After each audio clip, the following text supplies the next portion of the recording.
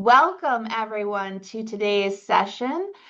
We have a fantastic conversation today where we are focusing on, is your family business outgrowing its ownership agreements? It is my pleasure to introduce my FBCG colleagues, Amy Wirtz and Robert DeAngelis. Hello, Amy and Robert. Hello, welcome everybody. Hello. Amy and Robert have a variety of different experience in family business and in leadership roles. One area that they do share experience in is that they have both been practicing attorneys in their previous lives.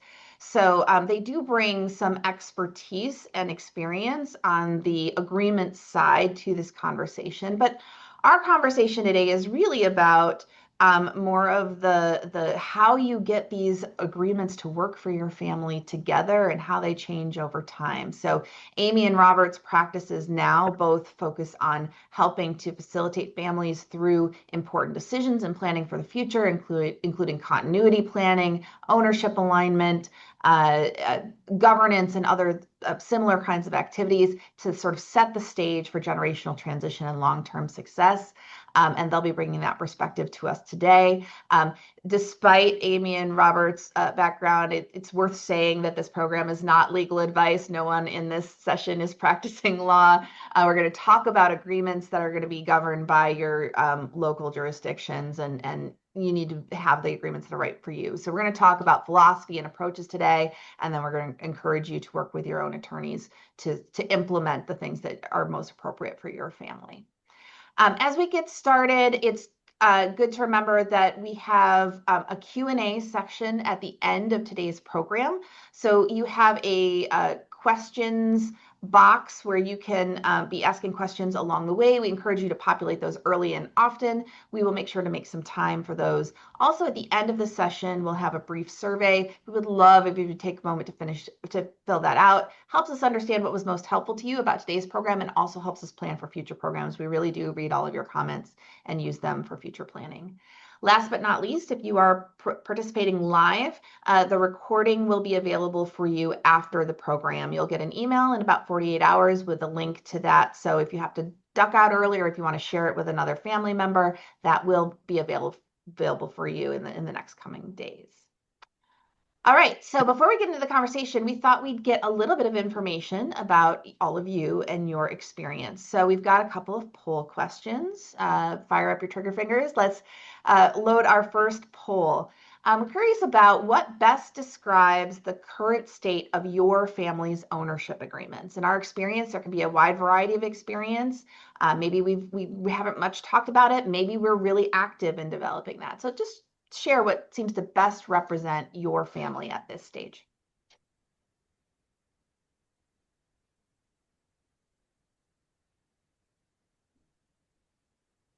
We'll give that another moment.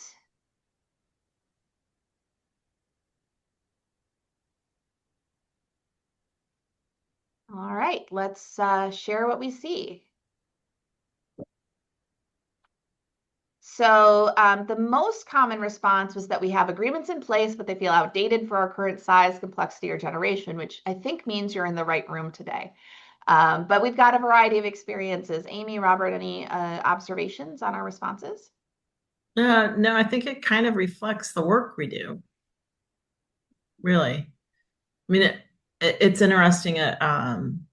You would think that it's the smaller businesses that do a founder handshake, but families kind of have shocked me in my time of this work that even some very large, very profitable, lots of employees are still on a founder's handshake. So, you know, you are normal if you're in any of these stages.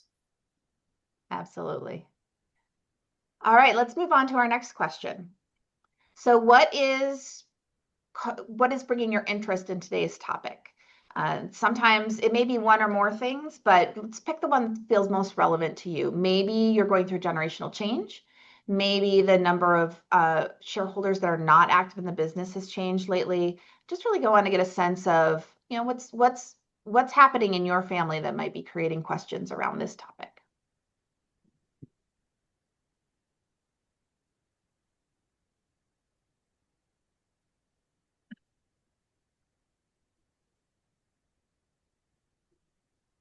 We'll again give it just another moment.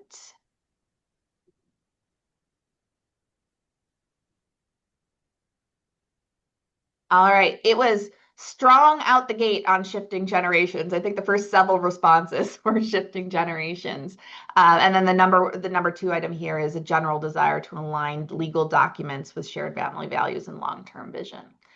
So I think that's probably reflective. Robert, Amy, comments on this one?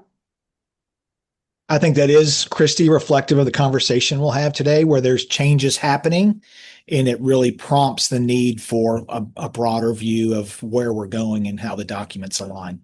Yeah. It's interesting to me that the least response one is about friction around distributions or liquidity, which is, I think we're going to talk today about how to get ahead of some of those problems and start to identify when changes need to happen before friction occurs. So it's good to be in that position. All right, one more question for the group, which is, which generation are you in currently? First, second, third, fourth, or beyond? Pick the generation that where you have like the most involvement or current decision making is usually where we're looking to identify.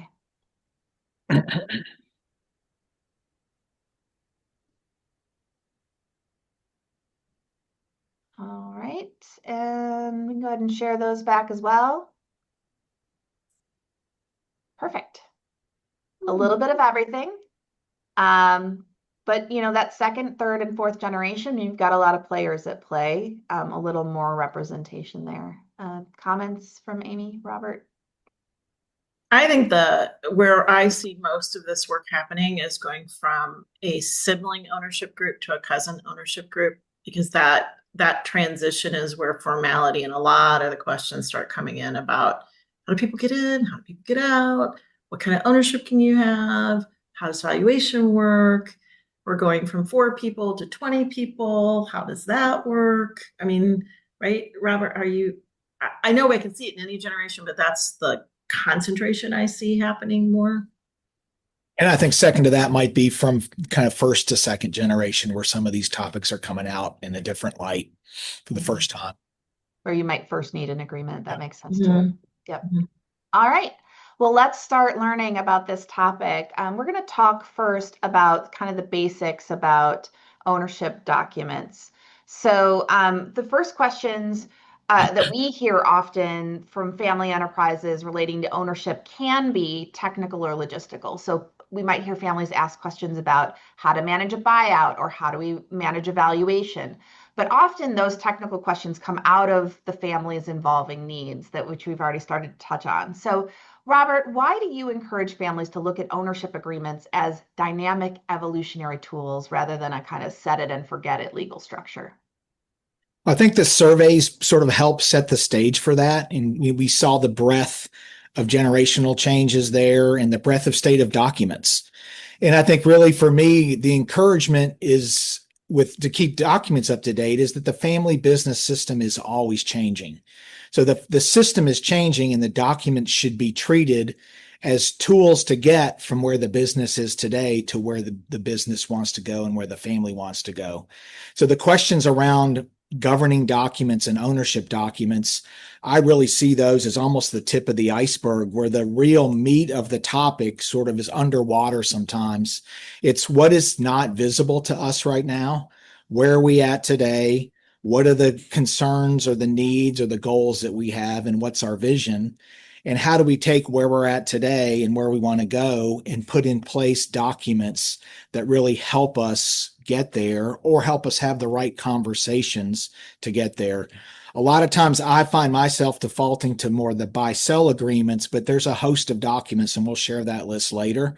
I think the key is that the families start to see this evolution and start looking at any ownership agreements as having an impact in that progress from where they're at today and where they want to go in the future. I want to highlight, Kristi, some of those, you mentioned dynamic evolutionary tools, and really there's 4 or 5 common transitions that happen.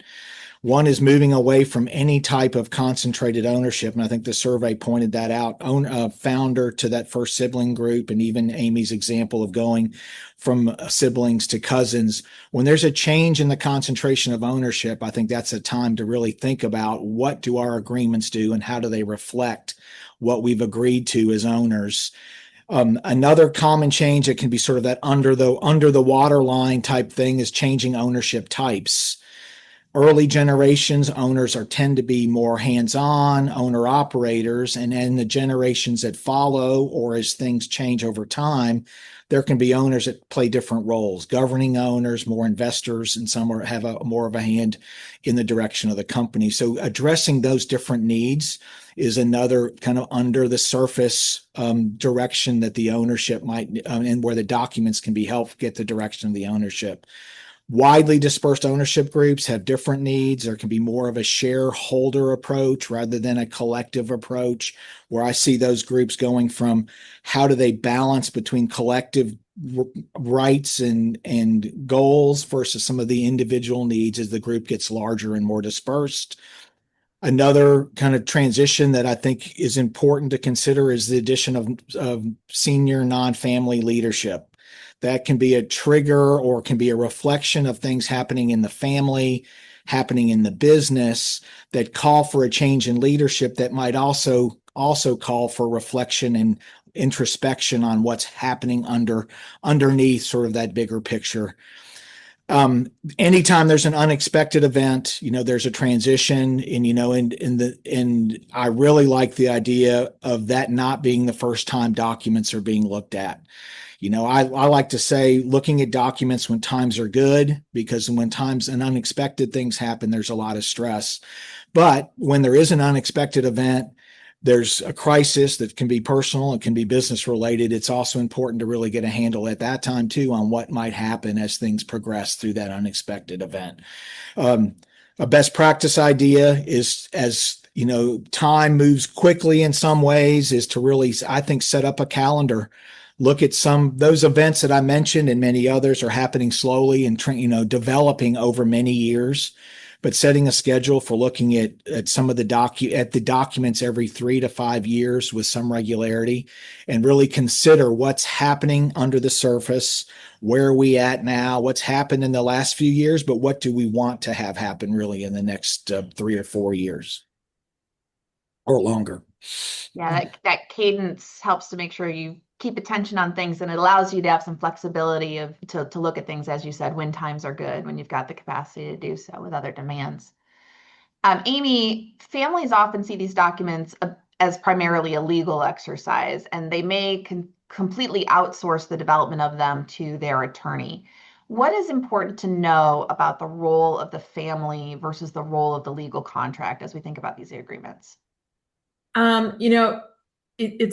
It's really interesting when we do our readiness assessment. We get involved with families, we talk about this, and I think it's because where I came from, I always bring this up with the families, like, so where are your documents and what do you do with them and how do you use them? Not what's in them, where are they, what do you do with them, how do you use them? Which is not like, are they legally correct? It's what do you do with them? Right. And some of my families have regular governance meetings where they review them with their board of directors every 3 years, and they update them and they know them and they're familiar with them, at least for the owning generation. And then we talk about, what about the next generations? Have they ever seen these documents? Do they understand how it impacts their ability to work within systems? So that's a conversation. But often it's, I have no idea where they are. I think when I signed and I became an owner, I signed some certificate and they're in a drawer.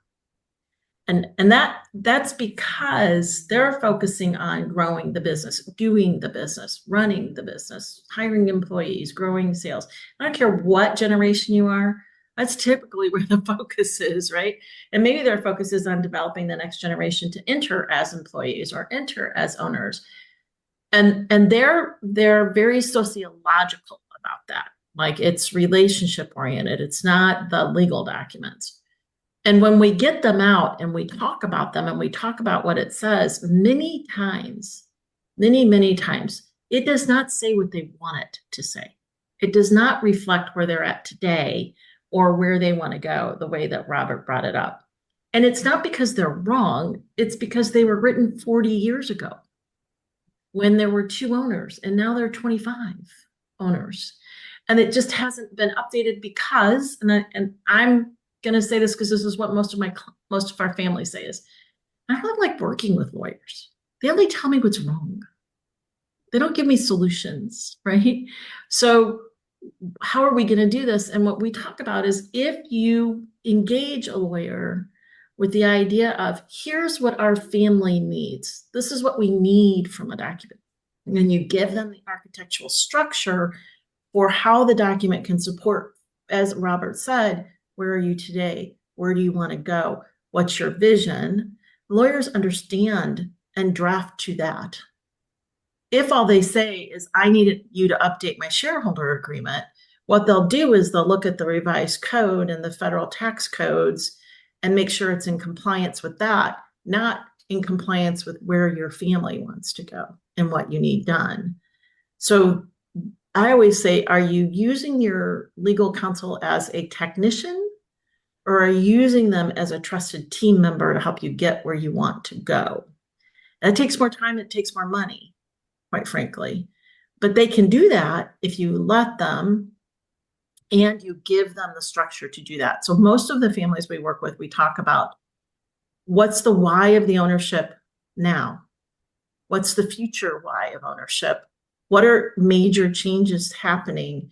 What is the below the iceberg, as Robert said so nicely, conversations that are happening intergenerationally and in each generation? And what are we preparing for change, right? And that can be within the family, it can be within the industry, it can be within the whatever that is, but your legal documents should be reflective of that. A lot of the stuff we hear are like, what are we solving for is a really good question. Interest alignment is what we do really well. Like, Robert and I moved from technical legal side to interest alignment and definition so that the documents can reflect that. And I think if that's not been done before in a system, especially around supporting documents, it's a little confusing in the beginning, but they get into it. They'll get into it. They think that you want to draft this document with them. Like, no, I am not drafting your documents. Never want to do that again. But I do want to give structure and support to that conversation. And they get it. I mean, Robert, don't you find they kind of get into it? It raises a lot of really good conversations and actually solves a lot of their what perceived disagreements are. And they're not really disagreeing. They just don't know how to express it. Fantastic. And I love that idea of interest alignment, which I think we're going to explore a little bit more, because we're going to move into now some fictionalized but real world scenarios.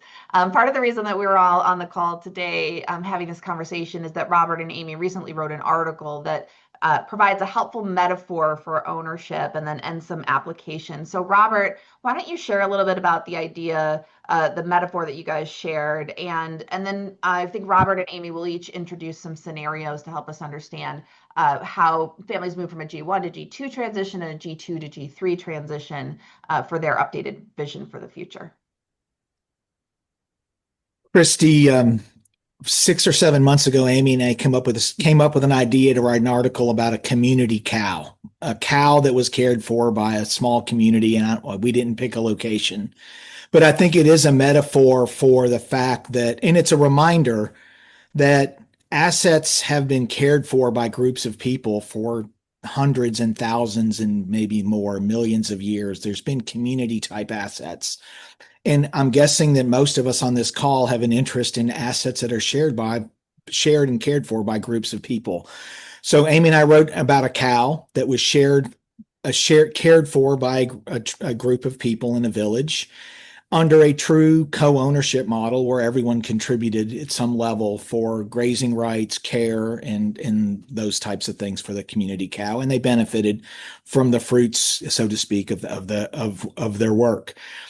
The real point of the story was the evolution from that co-ownership model to more of a share model, where over time, with the growth and the success of caring for the cow produced milk, produced cheese, produced other things that could be fractionalized or could be treated in a different way. So Amy and I were trying to sort of identify this paradox that happens in shared assets, where there's a collectiveness, shared work, shared effort, shared responsibility, with shared rights and shared freedoms and shared rewards, and that also with the individual one. So was sort of our idea, was to kind of bring to light that there's a natural tension that is really healthy. And it can be divisive and it can go lots of directions, but in the long run, it's part of our beings as humans, is to care for something and then to work and then to share and define those rules along the way. While that's an interesting and fun story, in some ways, I've seen it happen in families. I recently worked with a client who was an agricultural family. They, on the side, started, tinkering with ways to improve the harvesting of some of the products that they worked on. And as a side business, over 15 years of working together, 3 of the 4 siblings in a family working together developed a really interesting way of improving the harvesting of a major American crop. But as the senior generation, in those years, they shared equally as workers. In the later years, the senior generation decided to pass on the ownership of that new business, which grew into a large American business, equally among all of their children, whether or not they'd worked in the business. So they shifted from kind of an owner-operator approach to wanting to create a family legacy with this idea that we're stronger together. So the family shifted from having a philosophy of what we work on, who works on it benefits, to having it be a family legacy as a group. And that was a big change in the family. It was a bundle of twigs model that they really were trying to put together there. So that bundle of twigs is a cool idea. And Robert and I, in preparation for this, were talking about the bundle of twigs, which is how I learned property law in a long time ago. And that the professor said, okay, so think of ownership as a bundle of twigs. And when somebody owns all of them, they're tied together, they're really, really strong, right? You can't break them. But once you start giving twigs away, the bundle gets weaker without rules, right? So the rules are what binds them together and keeps them strong, if everybody pays attention to them and uses them. But once you have, if you have one owner, they own all those sticks. They make all the decisions. They have all the control. It's very strong. But once we start divesting ownership to other people, the bundling around those twigs, it's looser. And what ties you together and keeps you strong are those agreements we're talking about. Why we use these metaphors, you guys, and why they used them in law school is because legal documents are abstract things. And you don't hold them in your hands, and they don't do things. People do things, right? And it's a piece of paper. If nobody pays attention to it, it doesn't work. But the ownership documents that I've worked with this a lot. It's fun work. I have so much fun doing this work. The families are fun. Issues are interesting. But the one story we wanted to share with you today is, working with it was 2 siblings.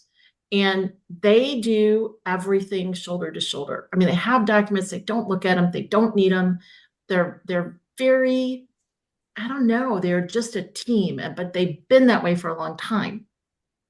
When I interviewed their employees and their advisors, are like, they never disagree. I'm like, for real? And they're like, we're not making this up. They have a way of coming to a unified decision very easily. Everybody was worried because there were going to cousin ownership. There's more than 2 people. What changes with that, right? And in this particular case, they had decided that because they worked very well together, they weren't going to give it to the next generation because they were very conflict avoidant. Okay.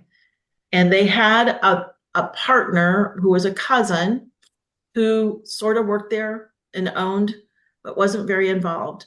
And they had an agreement that when one of them died, the other people would buy them out. We call that in the legal world a shotgun agreement.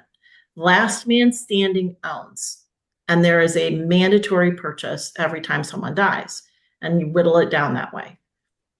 Well, when the cousin dies, the two brothers who work so well together say, oh, well, maybe we could do this because it's just our kids now.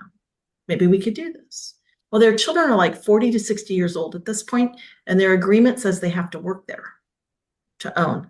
It's the other, like, one of those questions that we talk about in families. So they each call up a kid and say, you want to come work here? And they're like in their 50s. Okay, that's kind of cool. So they come work here. They have siblings. There's no like, who's going to work here conversation. They just get handpicked. They plop in. And now they're here. Then their agreement doesn't reflect what they want. Now they want to pass it to the next generation. And they haven't really had conversations very well with that, but they need to work that out. And there was a ton of life insurance for those shotgun agreements, right? And now what do we do? So there was just a conversation about, let's update this for the reality of where we are today. And it has successfully moved on, and it will move on to the next generation. But that document was for a certain period of time, and it became irrelevant. And the work grew into, how do we get this to where we want it to be? No judgment. It just wasn't what they needed at the time. And that's what Robert and I are trying to say. Yeah. And I think, Kristi, if I can jump in, I think, what I like about these stories is that we're talking about the shareholder documents in some level, maybe, the buy-sell agreement or aspects of an estate plan, but it really starts with, what's our vision? What do we want the twigs to stay in a bundle? Do we want to have more individual rights or more collective rights?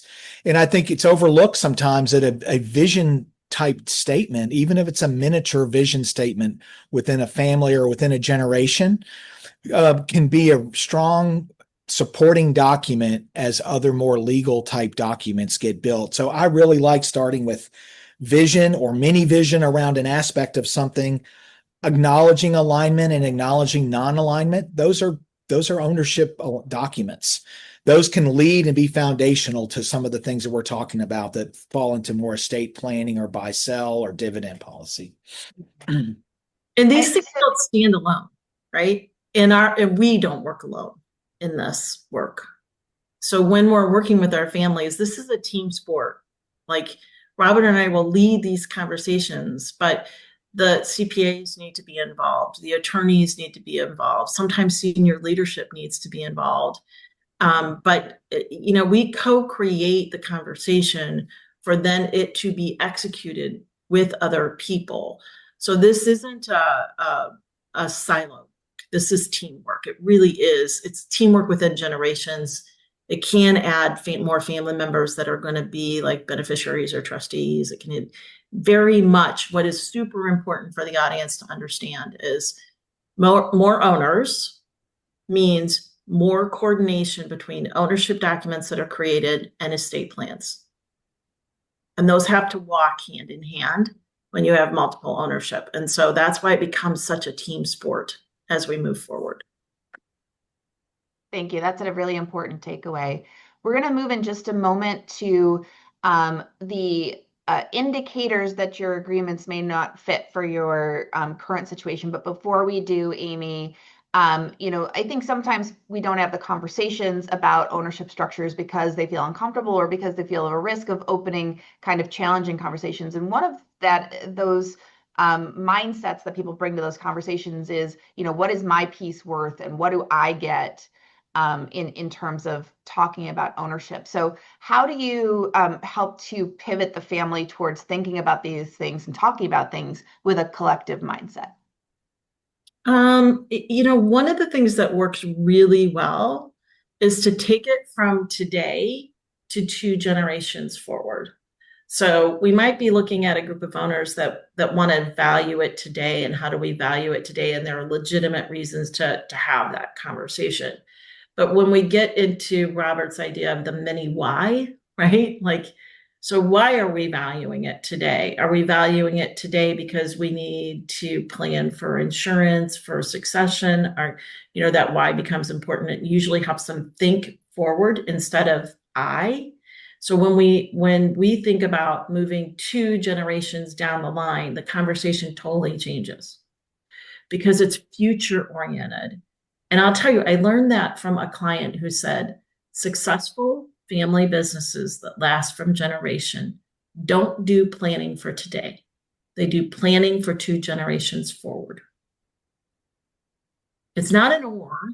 The conversation does impact today, but it really helps lift up and out and depersonalize what has been hard conversations in the past to future, and it helps people really move forward from the I to the we to the us. Perfect. So we're going to jump into how you might know that your agreements no longer fit. So these might be warning signs, check engine lights in terms of monitoring how we're doing. Many families don't realize that their documents are structurally failing until a stressful event, like a death, a divorce, a buyout request. Robert, what are signals that indicate a business has outgrown its current ownership framework? I think one that I see sometimes is just kind of a recurring question about why are we doing something? Just kind of a little sense of confusion, which can go to not understanding or being part of the vision or some of that direction. But I think it's a red flag that goes back to something that Amy said, is where are your documents and, what do they say? But really going a step before the legal buy sell. So where are we going is where are we today and where are we going? And with those questions answered, then the other things make sense. But there's not that one red flag is just not knowing why things are happening.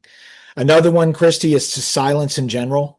And I think silence to me is a sign that the system is just stuck and it's kind of, we're just going to go on until something really breaks or there's a crisis.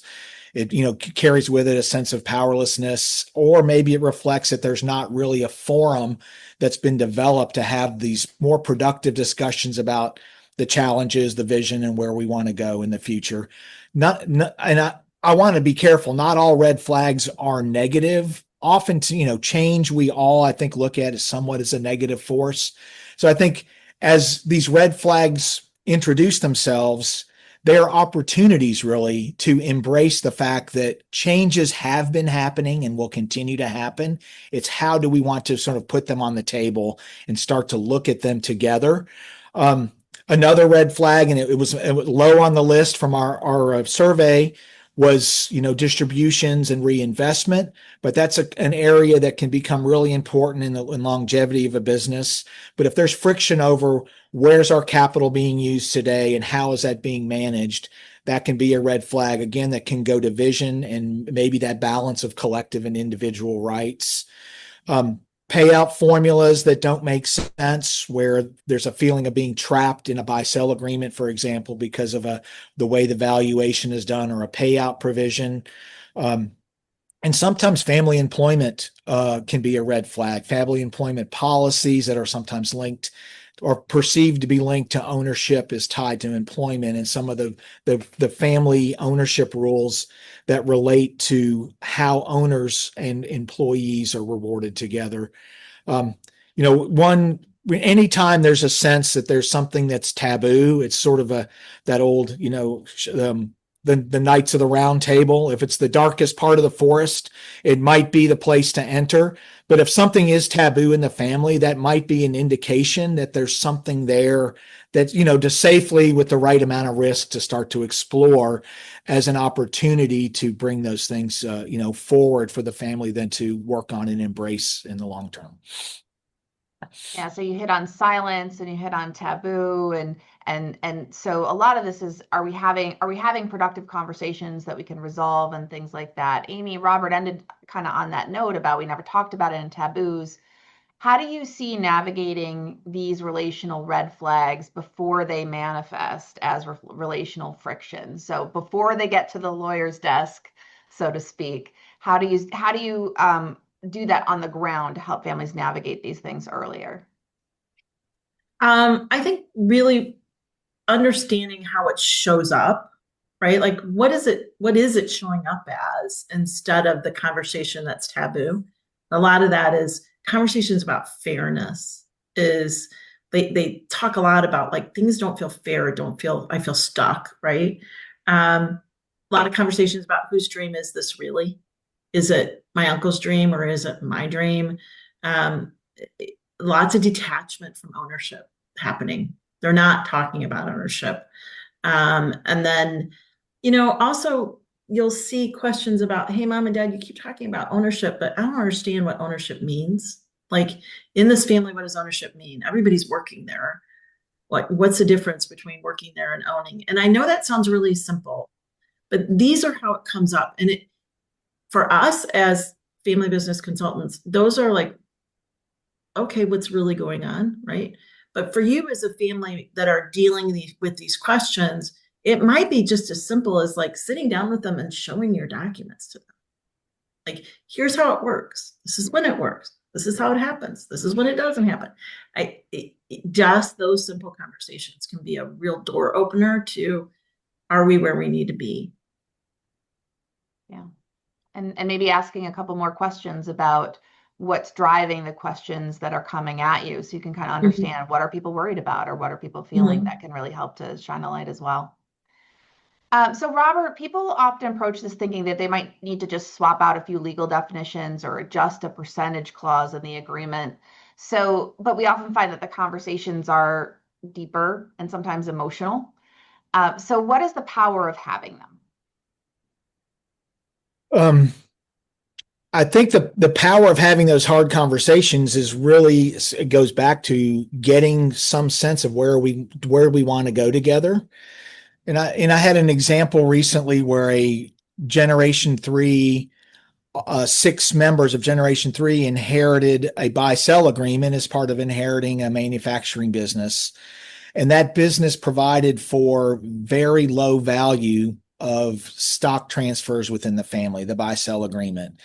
And that agreement was 30 or more years old, that had been put in place by two young second generation. They inherited two young members of Generation 2 that inherited the business when they were in their 20s.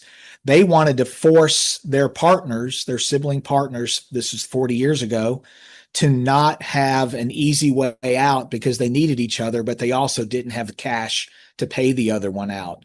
So this Generation 3, 40 years later, inherits a business, as Amy said, that the agreement just felt unfair. Why do I want to own this business?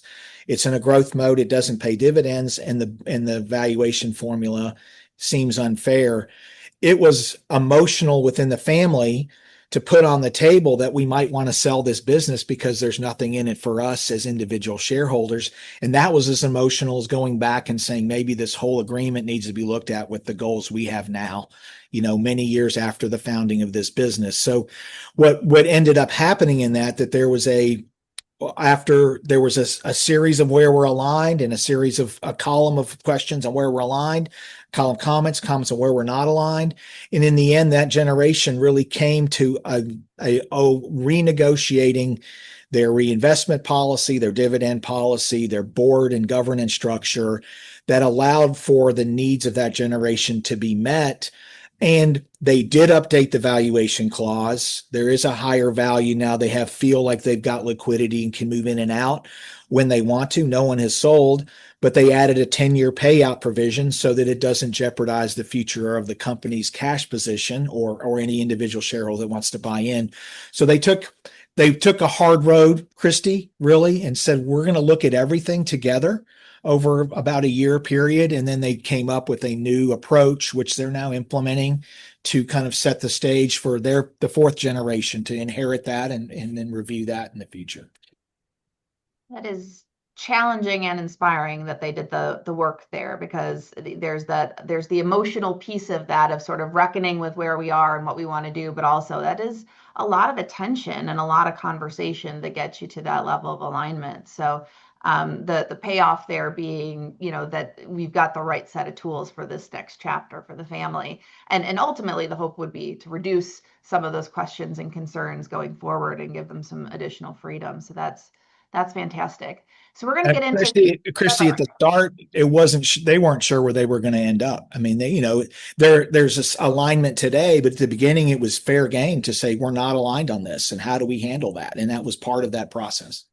Great. All right, we're going to shift to road mapping. We're going to, I'm going to remind people we've got Q&A in a few minutes. So if you've got questions, by all means, pop them into that question box in the interface. But we're going to talk about next steps and documents so that you've got a little bit of a guide. Amy, what are the practical first steps a family should take if they suspect that they are outgrowing their current agreements? Just do an audit. I mean, family businesses are used to auditing risk, auditing financials. It's the same thing. What's this look like? Pick it up, read it, maybe have a meeting with somebody like us or your lawyer and say, walk me through what happens if, what can we do, what can't we do? And then talk about, does that meet where you want to be and does it match the next thing? Answer the 3 foundational questions before you hire an attorney to amend them. Why do we want to continue on the business together? What do we want this enterprise to accomplish? And how do our current rules support or hinder that vision? Right? And then lastly, create the architecture based on that to have instructions for the lawyer to modify what you want. The last other thing is make sure you're talking to an accountant while you're doing some of this as well, because they do have opinions and that are important. Yeah, leveraging the advisors is really important. Yeah. I want to repeat the 3 questions that you said that the family should answer before speaking to the attorney. So I think what I heard was, why do we want to continue in business together? What do we want this enterprise to accomplish? And how do our current rules support or hinder that vision? Mm-hmm. I think if you can even paint a little bit of a picture, that's going to help your attorney or other advisors engage more productively. Yeah, that's fantastic. What if there aren't any documents, Robert? Where should a family start? We put together some ideas. And they might pop up on the screen. Hope they do. There they go. Thanks, Kelly. As we were thinking about this, Kristi, we decided to kind of approach 3 different realms of documents. One would be we call the core legal documents, and they're out there. You almost can't escape having these, whether it's the filings that a state requires, the basic bylaws, those are out there. So that's a starting point, as Amy said, to find those documents, take a look at them. If they're not easy to read, I think it's very valuable to have advisors provide summaries or white papers on how those work. I'm guilty of participating in doing high school level type flow charts of those things with, in collaboration with my clients, in collaboration with their attorneys. Let's make this something that we can put on one piece of paper and understand what was trying to be done here so that we can tie that to the vision and tie that to where we are today and where we want to go. So that column on the left has those core legal documents. I think it's important to note that last bullet is estate planning documents are ownership documents, and those really do fit in. They are often done in private and with good reason, but your own estate planning, my own estate planning, when we share an asset together as owners, those decisions impact everyone, and there is benefit in sharing and coordinating those plans. The list of ownership agreements in the middle that Amy and A came up with starts out with an alignment statement, and that implies a non-alignment. It's okay to say we're aligned, and it's really good to say we're not aligned. And how does that lead to the vision that we have for the future? And these are real visions. This is like what we really want to have happen. This is not AI generated. It's what we sit around the table and say, we really want this to happen, whether it's taking care of each other, keeping the family together as a bundle of twigs, improving the community, improving agriculture, whatever our real vision and values are. And I think values is understated, truth, transparency, how you treat people, how you care for whatever resources that you have. But those top 3 bullets on this can really bring together a lot of clarity as the rest of the documents start to get built. Because with that foundation, strategic goals can become easier to hammer out together. Future ownership plans, which is very strategic and on the ownership level. Then the use of cash, taking risks, growing the business, distributions and all that. So I think I really emphasize not being afraid of the soft stuff, so to speak, at the top. It's soft, but it's hard, and it'll provide some guiding principles.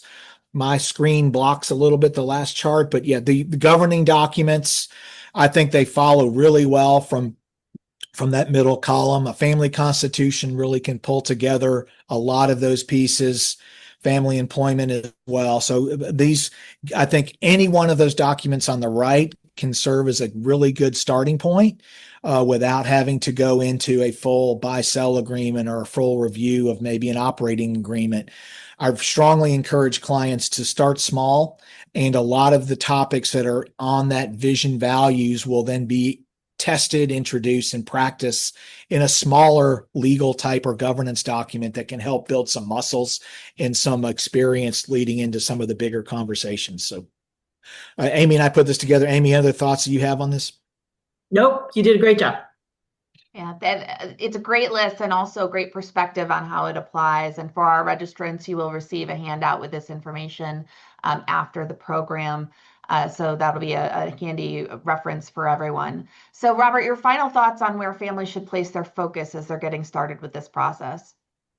I think, it's easy to say and it's hard to do, but I think it takes commitment, but just openly talk about the realities of where your family is and what your family vision is, and really realize the importance of your voice, your questions, your desires, your uncertainties, and contributing those together, I think is really a starting point. And that's where you are today, whatever those are.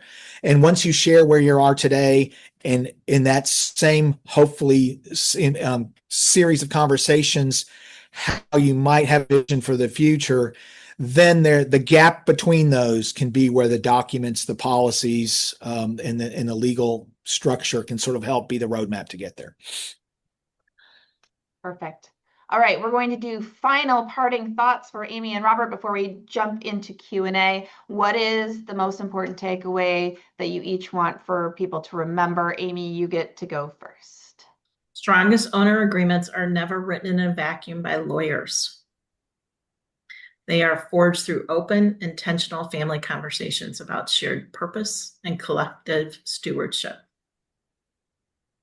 Thank you. Robert? I think it might be, don't let yesterday's or the prior generations or 10-year ago documents break your family harmony.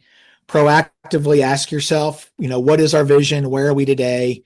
And where do we want to go? And then do the work, collectively to update those agreements, keeping relationships on the forefront, and also the needs of the business and the families. Perfect. Great takeaways. So I'm looking at our questions, and there's some interesting scenarios in here that I think might help us apply some of the things we're talking about. So we have a question from, it says, we're transitioning from third to fourth generation and have no family or shareholder agreements. We have about 100 family shareholders. We have regular dividends and tender offers. Where to begin? Any thoughts? I'm going to tell you, you're going to begin with the why of family ownership. I know that is not a legal technical answer, but maybe it's worked so well because you are aligned on the why. And if you can define the why, all of the documents will follow in support of the why and the vision.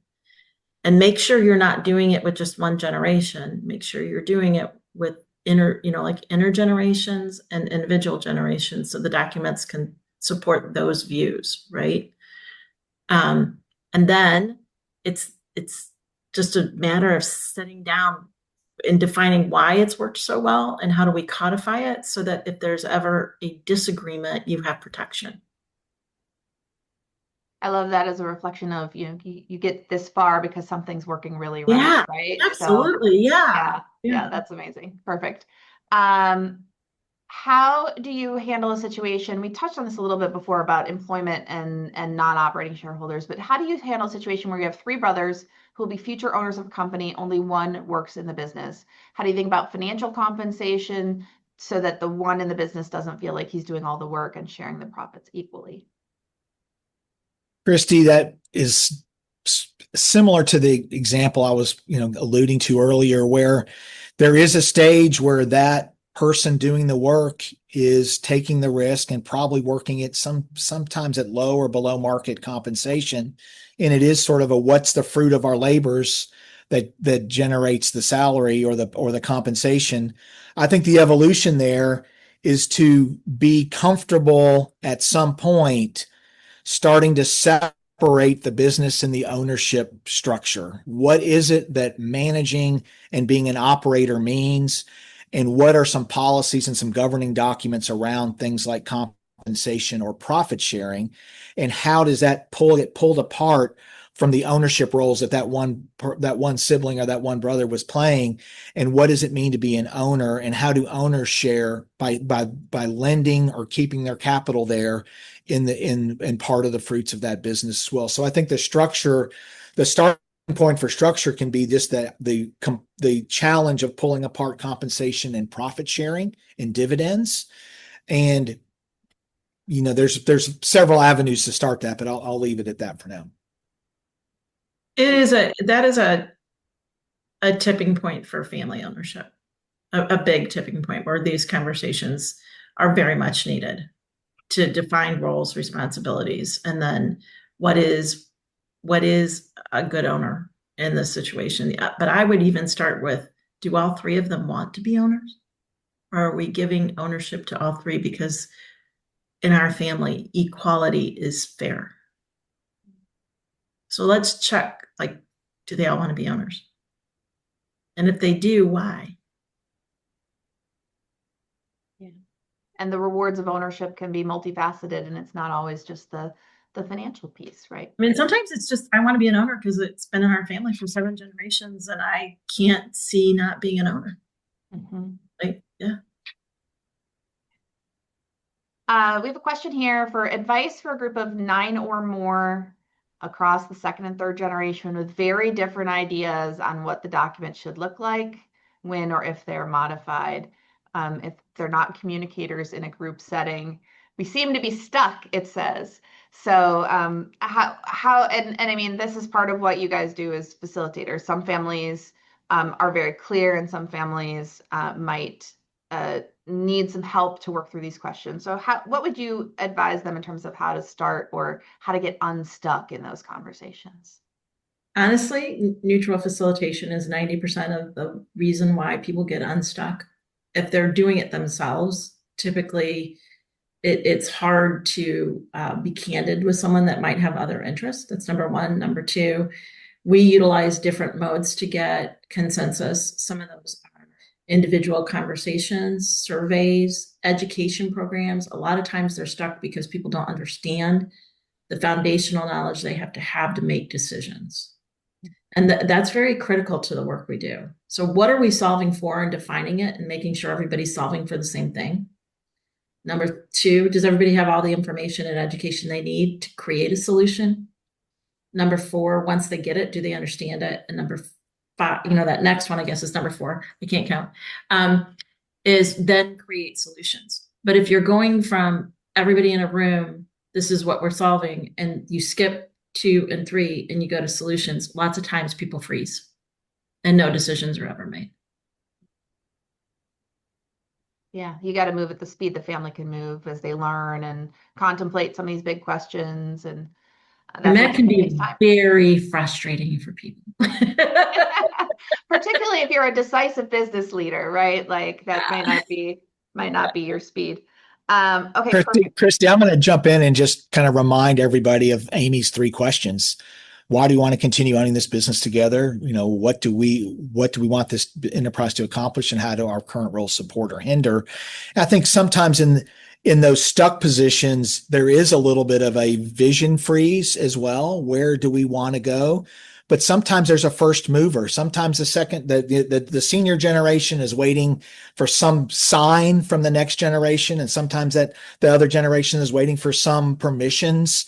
And I think maybe going back to some basic questions or some mini visioning and just unearthing if there's not a stuckness that's really sort of been built in a little bit that can be sort of focused and brought to the surface and addressed. You've touched on another question that we had, Robert, in terms of the intergenerational piece of things. So we had a question about, a family that has said we want to pass ownership to the next generation, but we have not done it yet, right? They're looking to the next generation to be prepared to be owners, but the next generation doesn't feel like they have a voice yet. So as you think about preparing future owners and involving future owners who aren't owners yet, as we think about ownership agreements, like what additional considerations do you put into play in terms of how do you involve people, educate people, when do you think about transferring things so that you do have that next generation of owners who are ready to engage when they're ready to take on that responsibility? I think often the senior generation has a vision that the next generation will do it the same way or a similar way, whatever that means. And a lot of times it's in structure. And I think that next generation should be encouraged to have a voice around not necessarily how they will do things, but how they see the structure of how they'll make decisions and how they'll get alignment among themselves. So I think a good starting point is for that generation to really make sure its voice gets consolidated and heard, and they can really speak well as a generation where they're aligned and where they're not, and they can really start to then have a deeper conversation with that generation above them. And it's a little bit of visioning and where they want to go together. Yeah, a lot of the work we do, we separate generations, and we do education and conversations in separate generations to get them aligned, and then we bring them together so they can see they're more aligned than they ever thought they were. They just don't know they're aligned because they use different language. So that separate and together really helps a lot. Great. One of the things that I think comes up a lot, and we had a question around how do you separate the role of an owner versus management and the board? So when we start talking about ownership agreements, the idea of the role and rights of an owner becomes really kind of a primary thing to talk about. So how do you help families understand the various hats that they wear, and particularly how to tease apart that ownership hat as they think about these agreements? We do it through education. I mean, I hold a one-day session where we talk about the rights and roles and obligations of each system. Even when we have very advanced systems, we'll double check and say, how are you using them? How are you making decisions today, right? In relation to what we should be making decisions. And guess what? Our ownership documents kind of define that for us a lot of times. Like, it does play into what we are allowed to do and what we're not allowed to do. And so a test of what's going on today, and then how are we sociologically doing it? Because a lot of our families have documents that they just don't use, and they do it because that's how they've always done it. And that's okay, but it might be part of the reason they're stumbling, right? So we are teachers at the core. We listen, we empower, we teach, we help with structure, and then we help these really successful families continue to succeed in future generations. Because the families we work with are pretty smart. This is one little tiny piece of what they do, and it can be a piece that stops momentum. But once they learn how to do it, they'll get back up and they'll be trucking. I think that's a really good point about the education. This isn't for most family owners, unless you happen to have an attorney in the mix, like this is not their day job. This is a new topic for them. They're gonna have different levels of exposure and understanding. And so bringing that base understanding up for the entire group allows everybody to make better decisions and engage in better conversations. Yeah. All right, one more question then, in some ways related to that, in terms of if you think that you need to be looking at these agreements, and if you talk to your family and say, I think we need to look at our buy-sell agreement, and you get that glazed over look in people's eyes, how do you create energy? Where do you start the conversation in a way that creates energy in the family about why this is valuable and important to do? If it's something that you want to kind of approach your family with as an important initiative to pay attention to. I think there's three ways to approach it. One, how do you want to own, right? This document says how you're supposed to own. Like, talk about what it does. Like, why is it important to them? Gain interest by speaking to the generations about what it's supposed to do, right? And number two, use it as a tool to create conversation about why do we want to continue to own together? And does this do what we want it to do? And I'm engaged with a company right now where that's exactly how they started it. And it's been a great engagement with the next generation. And, we've just done education. This is what it says. What do you think of this document? Do you like it? A lot of it is like, it's not usable. It's confusing. It's been amended 6 times and you got to go like all over the place. They've just cleaned it up, but they've empowered their next generation of owners to understand why it's important to review it. And that there's no drama in that family. There was nothing going on other than this is part of being responsible owners. And this is what responsible owners do. And every generation needs to be involved in it. Kristi, sometimes I like to take just a short, medium, long-term kind of question. What happens short, medium, and long-term? And long-term's 30 years. Let's look at this and is there an area that's more exciting? What will happen in the next 3 to 4, 10 to 15, or 30? And sometimes that'll raise an instant, we haven't thought about that, or we're concerned about it. Yeah, love that. Fantastic. Well, as we conclude, Kelly's got one last slide she's going to put up, which is kind of an opportunity to follow up with us if that's something that you are interested in.